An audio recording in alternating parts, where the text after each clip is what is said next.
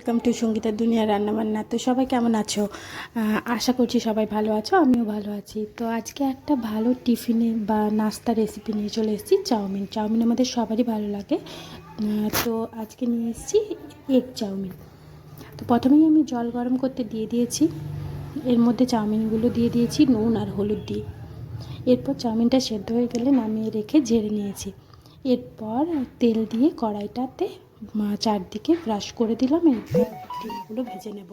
তো এখানে আমি 4টে চাউমিন নিয়েছি, তো 4টে চাউমিনের জন্য 4টে ডিম নিয়েছি।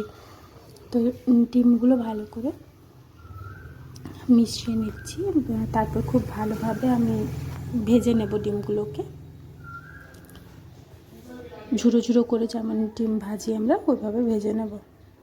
তো ডিমটা খুব লেগে যায়, কারণ চাউমিনটা আগে সেদ্ধ করেছিলাম। যাই হোক, ডিমগুলোকেও তুলে রেখে দিলাম।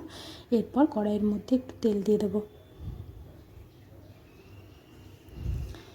তেল দিয়ে হালকা একটু গোটা জিরে দিয়ে দিলাম।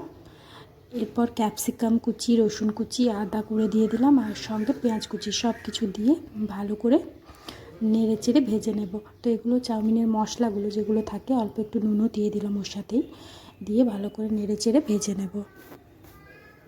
তো এই মশলাগুলো আমি চাউমিনের উপর ঢেলে নিয়েছি সব কটা। এরপরে ক্যাপসিকাম পেঁয়াজ এগুলো ভাজা হয়ে গেছে। এটা অ্যাকচুয়ালি হাক্কা নুডলস টাইপেরই বানাচ্ছিলাম।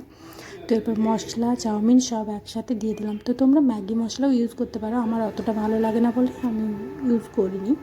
তো যাই হোক, এরপর চাউমিনগুলো একটু হাতে করে করে দিচ্ছি, কারণ ওগুলো সব ডেলা ডেলা পাকিয়ে গিয়েছিলো। তো সুন্দরভাবে ছাড়িয়ে নিয়েছি। এরপর ভালো করে মিক্সড করে নিতে হবে। আর হ্যাঁ, ফ্লেমটা অবশ্যই হাই ফ্লেমে রাখবে, লো ফ্লেমে রাখলে কিন্তু নিচে চিটে যাবে। তো একটু খুব অল্প পরিমাণে স্বাদ অনুযায়ী একটা লঙ্কার গুঁড়ো দিয়ে দিলাম একটু, দিয়ে রেডি হয়ে গেছে আমার সকালের নাস্তা বা ডিনার রেসিপি। তো যাই হোক, ভিডিওটি কেমন লাগলো অবশ্যই জানিও, আর লাইক কমেন্ট শেয়ার করতে ভুলবে না, আর অবশ্যই চ্যানেলটি সাবস্ক্রাইব করে দিও। Thank you.